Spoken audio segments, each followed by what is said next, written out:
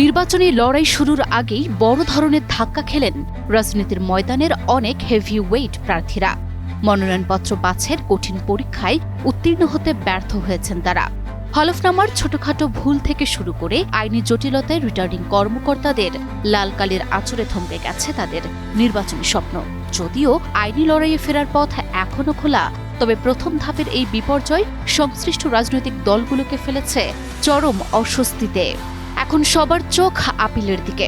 কার ভাগ্যে জুটবে বৈধতার তিলক, আর কে থেকে যাবেন বাতিলের তালিকায়, তা নিয়ে এখন দেশ জুড়ে বইছে টানটান উত্তেজনা। আসন্ন জাতীয় নির্বাচনের মনোনয়নপত্র যাচাই বাছাইয়ে ধরাশায়ী হয়েছেন এক ঝাঁক হেভিওয়েট প্রার্থী। তার মধ্যে ৩রা জানুয়ারির যাচাই বাছাইয়ে সবচেয়ে আলোচিত হয় ঢাকা ৯ আসনের স্বতন্ত্র প্রার্থী তাসনিম জারার মনোনয়ন বাতিল।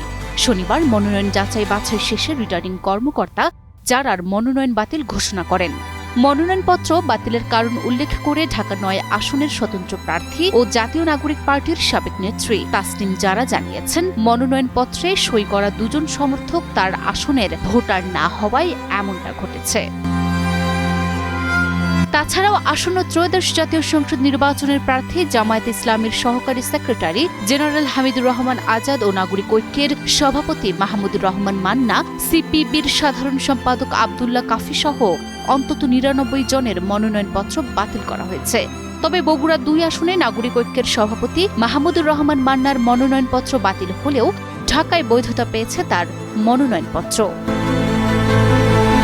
এর মধ্যেই জাতীয় গণতান্ত্রিক ফ্রন্টের সভাপতি ও জাতীয় পার্টির একাংশের চেয়ারম্যান আনিসুল ইসলাম মাহমুদের মনোনয়নপত্র বাতিলের ঘোষণা এসেছে।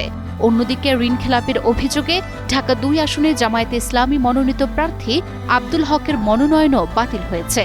ঋণ খেলাপি হওয়ায় যশোর ৪ আসনে বিএনপির মনোনীত প্রার্থী টিএস আইয়ুবের মনোনয়নপত্র টেকেনি এবং কুড়িগ্রাম ৩ আসনের জামায়াতের প্রার্থী মাহবুব আলম সালেহির মনোনয়নপত্র স্থগিত হয়েছে। এছাড়া জাতীয় পার্টির বেশ কয়েকজন প্রার্থী মনোনয়নপত্র বাছাই পর্ব পার হতে পারেননি। তবে নির্বাচনে বৈতরণী পার হওয়ার প্রথম ধাপেই যাদের প্রার্থিতা হোঁচট খেয়েছে তাদের জন্য শুরু হচ্ছে আপিলের লড়াই।